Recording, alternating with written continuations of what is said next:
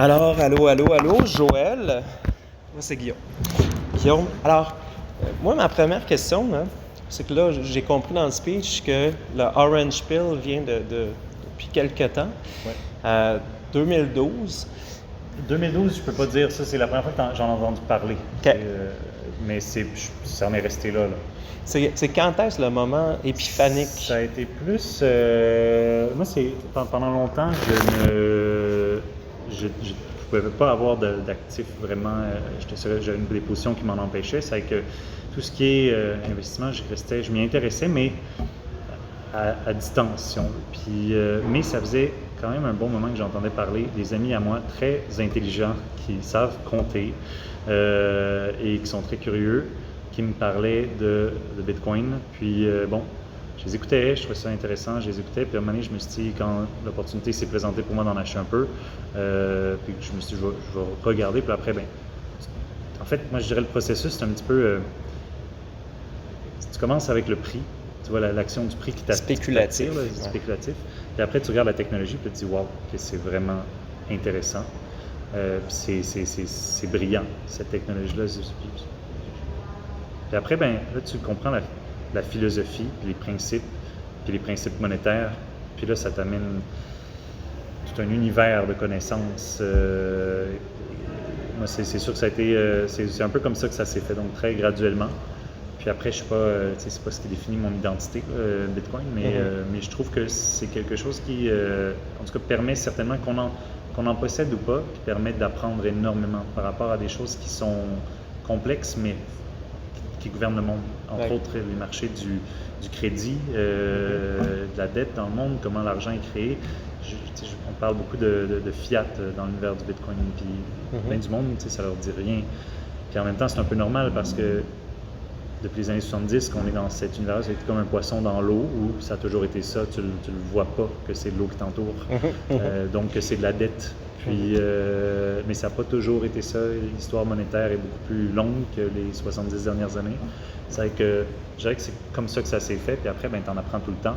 Puis comme je le dis dans ma présentation, plus tu en apprends, plus tu comprends que tu comprends pas. Est-ce que l'intérêt pour l'histoire de la monnaie est venu avant Bitcoin ou après Bitcoin?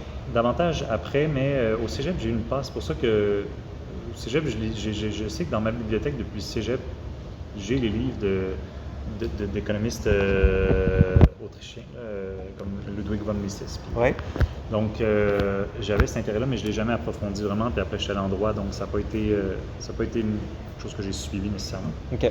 Mais c'est par la suite, après avoir essayé de comprendre le fonctionnement de Bitcoin que l'intérêt pour l'histoire monétaire est arrivé. La lecture du livre de Lynn Alden aussi, ça c'est venu suite à ça. C'est fait The Bitcoin Center. Okay. C'est très intéressant. Je suis curieux, dans le Parti libéral, de quelle manière la conversation à ce sujet-là va... Est-ce que c'est en réaction par rapport à l'effet Poilievre, parce qu'il s'est positionné là-dedans? Est-ce qu'il y a une conversation qui a lieu? Est-ce qu'il y a un espace pour pouvoir discuter de ces choses-là dans le parti présentement? Je pense qu'il y a un espace pour discuter d'à peu près tout à l'intérieur du Parti libéral. Il suffit qu'on le prenne, cet espace-là. Puis moi, c'est ce que je m'efforce de faire. C'est ce que tu as fait dernièrement. Si je me permets de te Oui, 100%. Oui. 100%, mais je trouve que c'est la pertinence aussi d'être député, des idées nouvelles, puis des fois de garder son indépendance d'esprit. Oui. Je trouve que c'est malheureux en politique.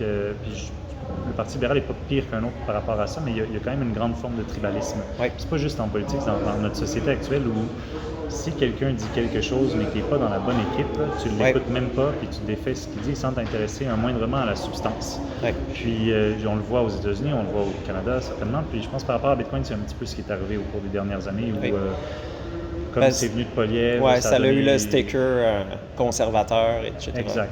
Libertarien un peu, puis c'est ça, ça fait partie maintenant un petit peu du identity politics. Je vois qu'aux États-Unis, c'est en train de se concrétiser encore davantage ces derniers jours.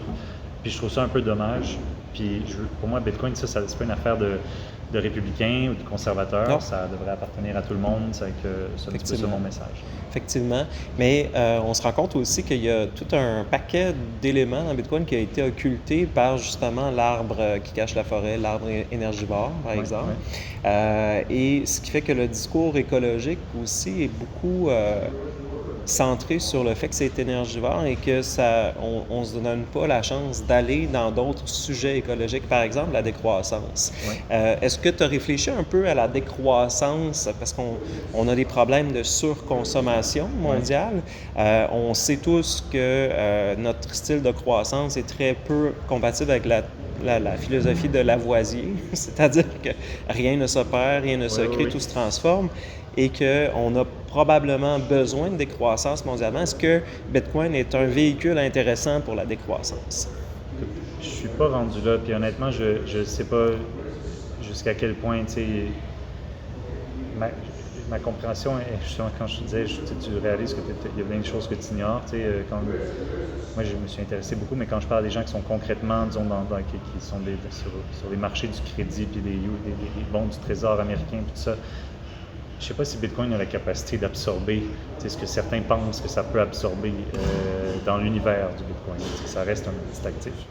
Ça a du potentiel, mais je ne suis pas prêt à me prononcer là-dessus. Sauf que je comprends, par exemple, ça c'est quelque chose de vraiment intéressant de Jeff Booth qui m'a marqué. C'est quand tu regardes les forces déflationnaires technologiques et inflationnaires monétaires, il y a comme un clash. Oui. Puis ça, je ne l'avais jamais vu comme ça. Puis ça, c'est ce genre de réflexion-là que Bitcoin t'amène, mais après, pour en arriver à des conclusions plus larges, c'est tellement complexe l'économie et les marchés, je ne suis pas prêt à me prononcer. Pas encore. On a appris en jasant avec Kyle Camper, qui est le demi-frère de Justin Trudeau, que dans les parties de Noël, tout ça, il évite toute forme de conversation sur le sujet. À quel point au sein du Parti libéral présentement, c'est su que c'est un dossier qui peut avoir un appétit de la part du premier ministre ou pas?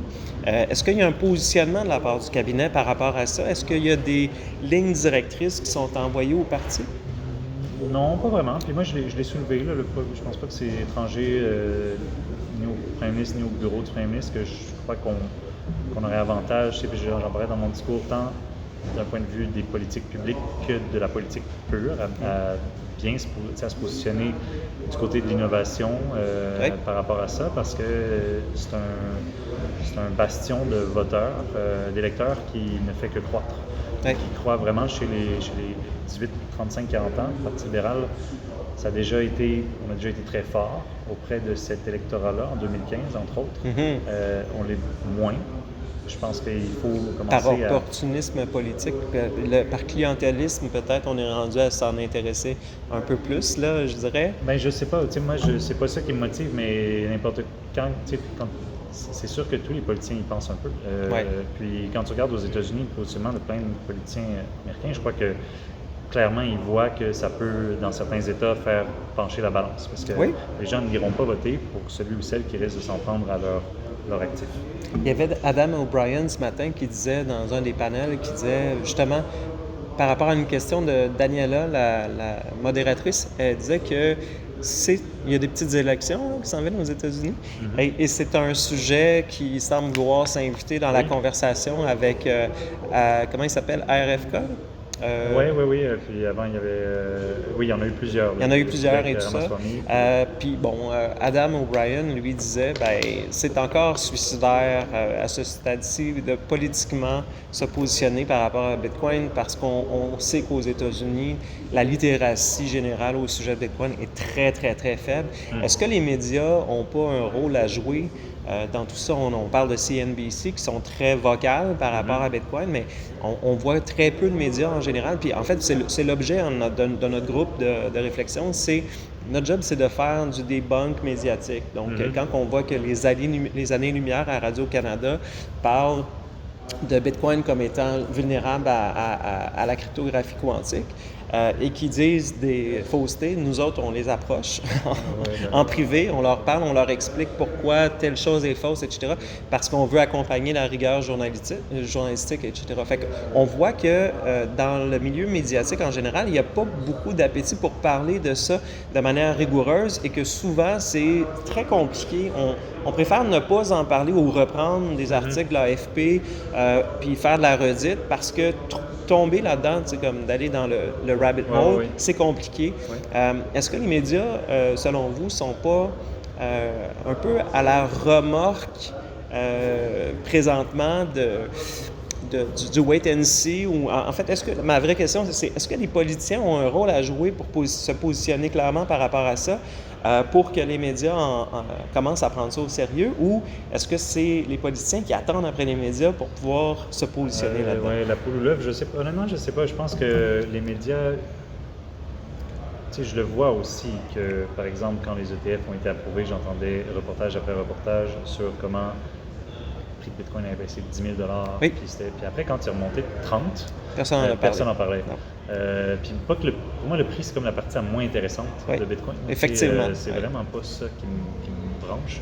Mais reste que, tu sais, je peux pas m'empêcher de voir, et j'entendais aussi à Radio-Canada une chronique de Mathieu Dugal sur la consommation énergétique de Bitcoin qui n'était pas à jour. Effectivement, oui. Mais et je pense que c'est une personne très rigoureuse. Donc, je sais pas des fois pourquoi. Est-ce que c'est une forme de tribalisme qui se manifeste dans les médias aussi? C'est possible. On peut se dire off the record aussi que sa blonde est une fille très, très, très impliquée dans les changements climatiques aussi. Donc, ça se peut aussi qu'il ait ses propres œillères. C'est sûr, on les a toutes, nos billets. C'est vrai que je pense qu'il y a une partie de ça, mais j'espère que c'est en train de changer. Et je pense que c'est en train de changer. Quand je regarde aux États-Unis ce qui se passe, puis même ici, je le sens que là, c'est un peu moins péjoratif. Il y a plus en fait, il n'y avait pas une étude scientifique justement qui est sortie par rapport à comment utiliser Bitcoin dans un contexte pour mitiger les gaz de méthane quand on flaire, etc. Oui, il me semble au Texas, c'est utilisé dans certaines... Puis je pense qu'il y a une étude sérieuse scientifique universitaire qui est sortie par rapport à ça la semaine passée. Aussi dans les pays où il n'y a pas de business case pour avoir de la production d'énergie. Puis là, tu en as un business case avec le mining.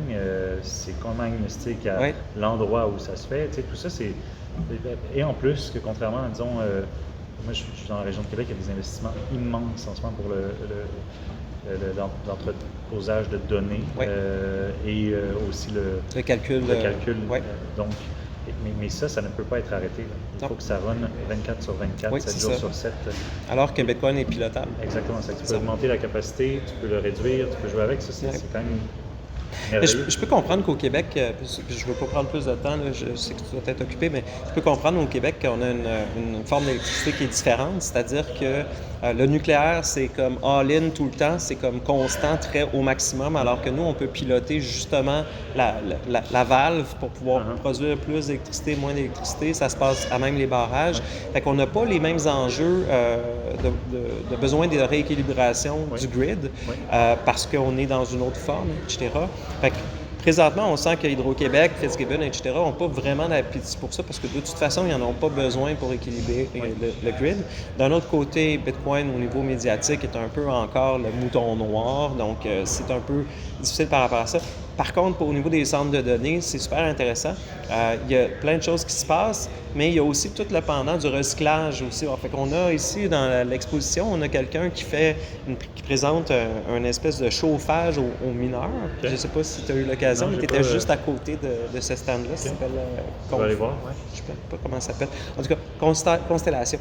Et eux, ils prennent le minage, qui est pilotable, bien sûr, parce que si jamais il y a des pics énergétiques au Québec, puis on dit à tout le monde, OK, ben, vous n'avez pas le droit de miner parce qu'on a besoin de chauffer les maisons en plein hiver, ben, à ce moment-là, le résiduel qui peut être utilisé au moment où Hydro-Québec veut l'utiliser sert à miner. Puis là, après ça, ben, c'est des mineurs qui sont dans l'huile diélectrique. Donc, et l'huile tourne dans un circuit fermé, dans une chambre d'échange de chaleur avec un circuit d'eau. Ça veut dire que n'importe quelle église ou lieu où il y a encore des calorifères, c'est vraiment intéressant. Puis il y a, puis ça en est un comme ça. Puis il y a aussi Saint-Adrien Pilou, qui est un artiste qui avait décidé de chauffer son église au Bitcoin. Donc il y a plein de use cases comme ça, sauf qu'on ne sent pas beaucoup d'appétit politique présentement au gouvernement du Québec, en tout cas au gouvernement de la provinciale, sur de laisser une place à l'émancipation de ces développements technologiques-là, qui peuvent être à la fois intéressants parce que l'énergie qui rentre est verte, ce qui sort, c'est de la chaleur qui est recyclée, etc. Et en même temps, tu monétises le processus. Tout ça dans un contexte où, au final, où est-ce que on essaie avec Énergir, on essaie de faire du bi-électricité avec du bi-gaz, donc la plupart des grandes transformations énergétiques se font fonder là-dessus. C'est intéressant de voir tout ça, mais on sent en fait, puis là je suis pas en train de poser une question, c'est plus un statement. Non, mais je trouve ça vraiment intéressant. On sent un peu de résistance au Québec, c'est-à-dire qu'il y a un moratoire sur les blocs d'énergie. On ne veut pas aller trop loin, on ne sait pas où on s'en va non plus, on ne sait pas quel genre de consommation électrique on va avoir avec les voitures électriques. Donc, il y a beaucoup de trucs qui se développent en ce sens-là. Au niveau politique, il y a très peu de personnes, peut-être à part toi puis Poilievre, qui osent se mouiller par rapport à ça. Mais pourtant, il y a plein d'éléments, je dis souvent, il y a plein d'arbres dans la forêt qui sont souvent cachés par des armes un peu épouvantailles, comme c'est Énergiport, c'est pour le blanchiment d'argent, c'est pour l'évasion fiscale. Encore, ça reste. Moi, je l'entends encore souvent. Puis je suis déçu, que je me dis, j'aurais compris que tu me dis ça il y a 10 ans, mais là, maintenant, c'est ça, tu peux changer de cassette. Mais j'ai espoir, parce qu'il y a plein de monde, justement, comme toi, comme votre groupe, qui allume. Puis moi, j'arrive ici, puis je découvre plein de monde que j'aurais jamais soupçonné. Les gens qui travaillent dans la fonction publique, qui sont, que tu le croises dans la rue, puis tu le sais pas, mais ils sont sur les mêmes... ils ont les mêmes antennes qui sont allumées, puis ils voient les mêmes choses. Effectivement, moi, ça me donne espoir. Est-ce qu'on peut... Puis c'est dur de lutter contre l'innovation. Ouais. Ça... C'est dur, Une fois que le dentifrice est sorti du tube, pour moi, Bitcoin, c'est un peu ça. Surtout que c'est ouvert, c'est une innovation ouverte. La Chine l'a banni. Ça n'a pas fait un pli à Bitcoin. Ça n'a pas fait un pli à Bitcoin, puis finalement... Je pense, parce que ça a démontré la résilience du réseau. Exactement. Est-ce qu'on peut éventuellement, parce que nous, on fait des rencontres les vendredis à 3h30, d'habitude, et on invite une fois de temps en temps quelqu'un. Fait que c'était Kyle Camper, le frère de Justin dernièrement. Avant ça, on parlait avec des gens de East Code en Nouvelle-Écosse. Moi, j'ai pas d'objection. On pourrait s'organiser quelque chose? À Montréal, par exemple. Non, c'est par vidéo. C'est par vidéoconférence? OK, ben oui, à ce moment-là... Comment on fait pour se rejoindre? Écrivez-moi sur Twitter. Twitter? Oui. OK, parfait. Je vais faire ça. Je vais arrêter l'enregistrement. Guillaume, vraiment intéressant. Bravo pour ce que vous faites. Merci. Vous êtes une approche très cartésienne, puis fondée sur les faits, la science. Oui, effectivement. Il n'y a pas de... on n'a pas le choix. On n'a pas le choix. En fait, notre but, c'est d'apporter de la rigueur dans la couverture médiatique de tout ça. Probablement que l'année prochaine, on va suggérer à la Bitcoin Conference de faire une conférence, une présentation sur le prix Orange. Donc, c'est le prix pour le meilleur média qui a fait une meilleure couverture médiatique. Puis 3 prix Citron pour les 3 pires médias. Puis il devrait y avoir du français aussi.